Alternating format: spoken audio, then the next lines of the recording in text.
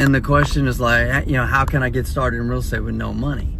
And I love that question because one, that's how I got started. And I'm like my driving purpose in the world, or, you know, in realm of why I do videos like this and talk and teach or educate is to help people, man, like who are starting from nothing and become something.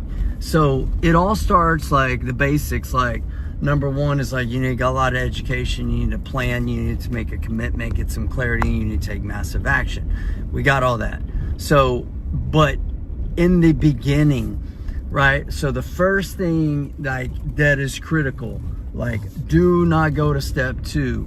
Number 1 is just believe that you can. Believe it. So I have a mindset, I have a lot of mindsets. One of the mindsets I have about real estate is that real estate should put money into my pocket, not take money out of my pocket.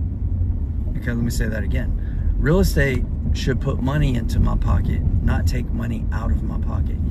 Even when I'm buying a piece of real estate, that is my mindset.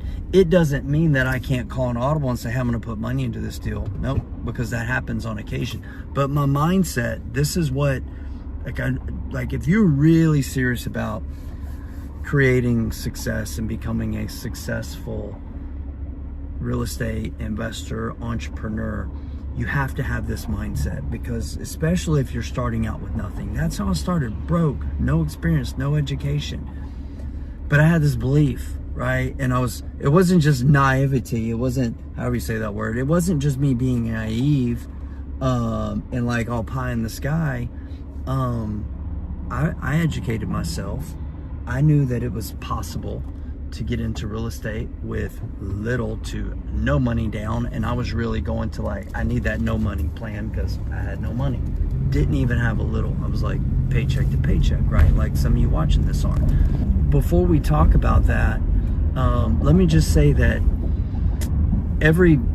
markets are cyclical, and every market is different, and different markets present different opportunities. So how I got started in real estate with no money down, I can almost guarantee you is not the way that you need to get started at the time of you watching this video. Can't be sure of that because this could be shooting plan 10 years from now. But in today's market, how I got started is not probably going to serve you. How I got started was actually buying rental properties. People are like, what? How'd you do that? Well, I started in 2007. That was a different market. Like there were, I wouldn't say there were like deals galore in 2007, but financing was cheap. Everyone could buy a piece of real estate, and that was what they gave me. So I had, even though I had no money, I had excellent credit in 2007. Read some history books on this. Like you didn't need, like homeless people were getting loans. So I went out, I borrowed money. I borrowed $7,000 against a credit card so that I could use, actually I borrowed $14,000, but I only had to use $7,000 so I could buy a rental property. That was like essentially my down payment, my earnest money, all that kind of stuff with the seller, and which was a wholesaler, wholesaling it for the seller and a hard money lender.